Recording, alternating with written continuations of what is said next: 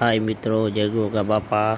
હું ગયેલો છું રાજસ્થાન ફરવા માટે. હવે હું નાહી ધાઈ અને તૈયાર થયો છું. આ જો અમે રોકાણા હતા રાત ત્યાં. આ ડુંગર ઉપર મા વાંકલના દર્શન કરવા અમારે જવાનું છે. ડુંગર ઉપર મા વાંકલનું મંદિર છે, ત્યાં જવાનું છે. અમે ત્યાંથી નીકળ્યા છે. આ માતા મંદિરે જવાની સીડી છે અને માતા ડુંગર ઉપર બેઠા છે. હવે આ સીડીંગે અમે ચડવાનું ચાલુ કર્યું છે.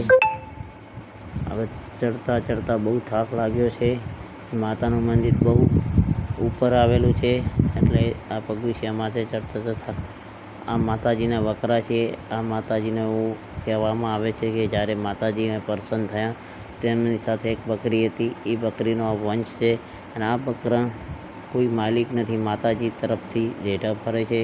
અને આ ડુંગરની અંદર આ બકરાને બધું મળી રહે છે, ચારો. અને આ બકરા કોઈ માલિક વગર માતાજીના મંદિરની આસપાસની ડુંગરમાં રહે છે. અને એમ કહેવામાં આવે છે કે આ બકરા કોઈ ભૂલી લઈ જાય તો માતાજી તેને પડશો આપીને બકરા પાછા લાવેલા છે. એ વિશે આ ચડતા મને થાક લાગી ગયો છે બહુ. હું ચડી શકાય છે એમ હતું નહીં, પણ માતાજીની કૃપાથી હું ચડી ગયો. અને આ બકરીના દર્શન થયા અને બહુ સરસ માતાજીનું મંદિર છે. વાંકલમાનું આ ભીમાભાઈ કચ્છના મહેમાન છે, તેમના હાથે હું ગયેલો છું. ચડતા અમને બધાને મિત્રોને થાક લાગ્યો એટલે સિટિંગે અમે આરામ કરી રહ્યા છીએ. આ વાંકલમાનું મંદિર છે, ડુંગર ઉપર દર્શન થયા. ત્યાંથી અમે હવે રણોજા જવા માટે નીકળ્યા છે.